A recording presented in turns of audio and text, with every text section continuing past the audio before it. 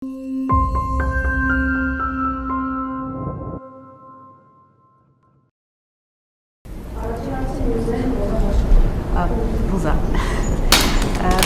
Փաշինյան,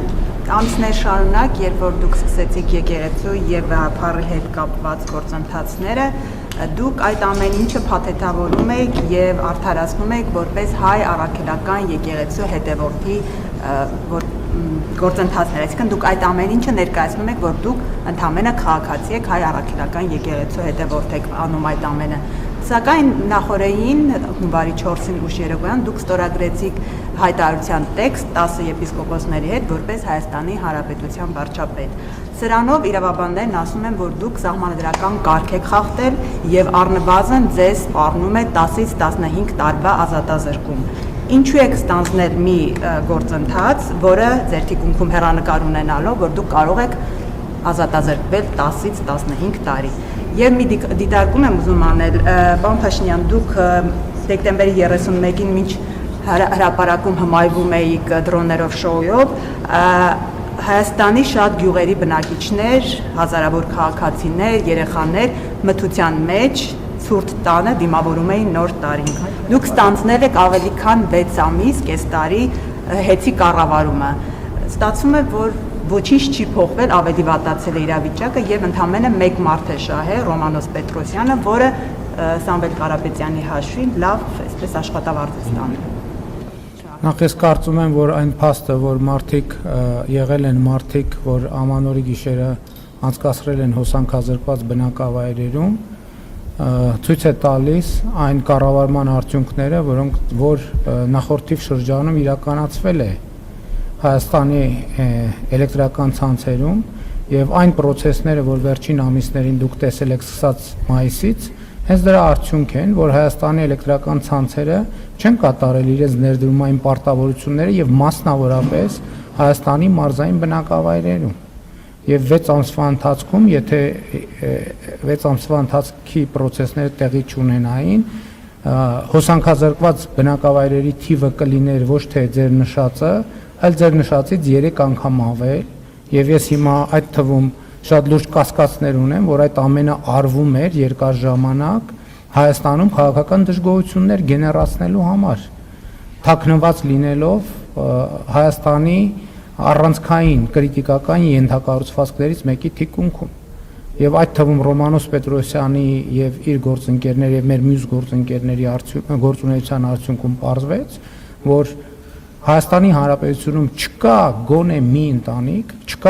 մի ընտանիք, որից այս ընթացքում Հայաստանի էլեկտրական ցանցերը նախորդող շրջանում փող չեն գողացել, շատ կոնկրետ։ Պետական հիմնարկներ, զորամասեր, այդքան խոսում ենք բանակի եւ պետության մասին,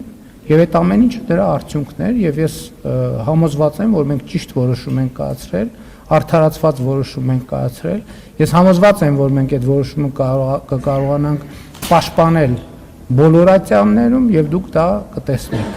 Այնպես որ ես ցավով եմ եւ ներողություն եմ խնդրում բոլոր այն քաղաքացիներից, ովքեր ամանորյա գիշերը մթության մեջ են դիմավորել, ներողություն խնդրում եմ այն բանի համար, որ այդ որոշումը, որ ես կայացրել եմ մայիսին, եւ այն պետությունը, կառավարությունը եւ պետական մարմինները են որոշումները, որ կայացրել են հետագայում, այդ որոշումները չեն կայացրել 3 տարի առաջ, 5 տարի առաջ, 7 տարի առաջ։ Այդտեղ մենք սխալվել ենք եւ մենք հիմա պետքա մեր սխալները ուղղենք։ Եվ իմիջիայլոց, որ ասում եք Ռոմանոս Պետրոսյանն է շահել են նաեւ Հայաստանի էլեկտրական ցանցերի բազմաթիվ աշխատողներ, ովքեր երկար ժամանակ տարիներով